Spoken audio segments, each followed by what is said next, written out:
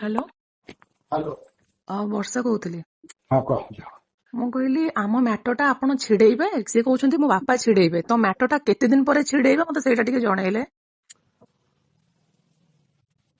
ଆପଣ ମତେ କହିଲେ 2 ମାସ ପରେ ମୁଁ ପଇସା ଦେଇଦେବି ତୁ ଯା, ତାପରେ ଆପଣଙ୍କ ପୁଅ ପଇସା ଦଉନାହାନ୍ତି, ଆଉ କେତେ ଦିନ ପରେ ମୁଁ ମୋ ବାପାଙ୍କ ପଇସାକୁ ଭିକାରୀ ଭଳିଆ ମାଗିବି?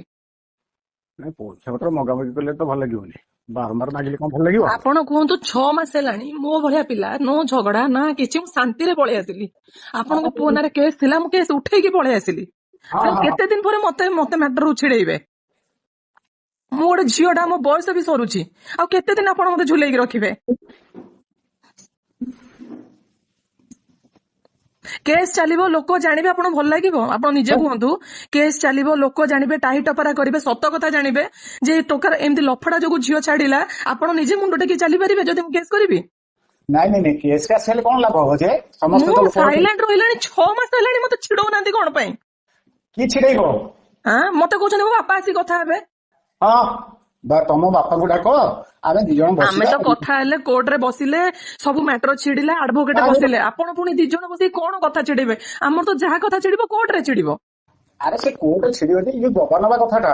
ହଁ, ଏବେ ଆମର ପଇସା ଦବା ନବା, ବାପାଙ୍କ ଭିତରେ ଦବା ନବା କଥା ନାହିଁ। ଆପଣ ଆମ ଆଡଭୋକେଟ ସାଥିରେ କଥା ହେବେ, ସେଇଠି ଏଗ୍ରିମେଣ୍ଟ କରିବେ। କାଳେ ମୁଁ ପଇସା ନେଇ ଠକିଦେବି, କାଳେ ମୁଁ ମିଛ କହିବି, କାଳେ ମୁଁ ଫାଙ୍କି ଦେବି, କାଳେ ମୁଁ ଆପଣ ପୁଅକୁ ହଇରାଣ କରିବି, ସେଇଟା କୋର୍ଟ ପେପରରେ ସତ କଥା କହିବ ନା କଥାରେ କଥାରେ ସତ କଥା ବାହାରିବ?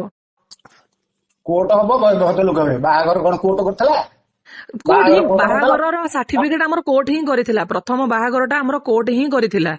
ଆମ ବାହାଘରକୁ ଭଦ୍ରଲୋକ ବି କେହି ଆସିକି କରିନଥିଲେ, ମୋ ବାପା ବସି କରିଥିଲେ। ଆପଣ ଆସିକି ଆଡଭୋକେଟ ହାତରେ ବସିକି କଥା ହଉନାହାନ୍ତି। ମୋ ବାପା ବସିଥିବେ, ଆଡଭୋକେଟ ବସିଥିବେ, ଆପଣ ବସିଥିବେ, ପରଫେକ୍ଟ ନିୟମରେ କଥା ବାହାରିବ। ଆଉ ମନ ଇଚ୍ଛା ଆମେ କଥା ବାହାର କଲେ କିଛି ତ ଲାଭ ନାହିଁ ନା। ନାଇଁ ନାଇଁ ମନ ଇଚ୍ଛା କଥା କଲେ କଣ ହବ? ଆମେ ଗୋଟେ ମନ ଇଚ୍ଛା କହିଦଉଥିବୁ, ଆପଣ ଗୋଟେ ମନ ଇଚ୍ଛା କହିଦଉଥିବେ, କଥା କେତେ ଦୂର ଠିକ ହବ?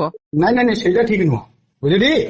ଆଉ ମୁଁ ଗୋଟେ କଥା କହିଦେଇକି ପରେ ଫାଙ୍କି ଦଉଥିବି, ବଟ୍ ଆମେ ଗୋଟେ ଆଡଭୋକେଟ ସାଙ୍ଗରେ ଯଦି ବସିକି କଥା ହଉଥିବା, ସିଏ କଣ କଥା ଫାଙ୍କିବ? ଆମର କୋଉ ଭଦ୍ରଲୋକ କେହି ପଇସା ଦେବେ କି? କେହି ଭଦ୍ରଲୋକ ପଇସା ଦେବେନି। ଆପଣ ଆସିବେ, ଆପଣଙ୍କର ଠିକ ଅଛି, ଆପଣଙ୍କ ତରଫରୁ ଭଦ୍ରଲୋକ ଆଣନ୍ତୁ, ମୋର କିଛି ଲେନ ଦେନ ନାହିଁ ହେଲା।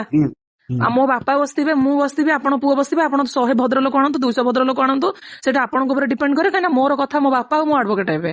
ମୋର ଏଠି ଭଦ୍ରଲୋକ ଲାକିକି ଲୋକ ଲଜ୍ଜା ହବାର ନାହିଁ। ଲୋକ ସବୁ ଜାଣିବେ, ହଁ ପୁଅ ଏମିତି ଲଫଡା କରିଥିଲା, ମୋ ଗାଁ ଲୋକ ଜାଣିବେ ପୁଅ ଏମିତି ଲଫଡା କରିଥିଲା ବୋଲି ଝିଅ ଛାଡିଦେଲା। ମତେ ଲୋକ ଲଜ୍ଜା ହବାର ନାହିଁ। ମତେ ଟୋଟାଲ ଲୋକଙ୍କୁ ଜଣେଇବାର ନାହିଁ। ମୋ ସ୍ୱାମୀର ଏଇ ଗୁଣ ଯୋଗୁଁ ମୁଁ ଛାଡିକି ଆସିକି ରହୁଛି। ମୋ ଜଣେଇବାର ନାହିଁ ବୋଲି ମୁଁ ଭଦ୍ରଲୋକ ଡାକୁନି।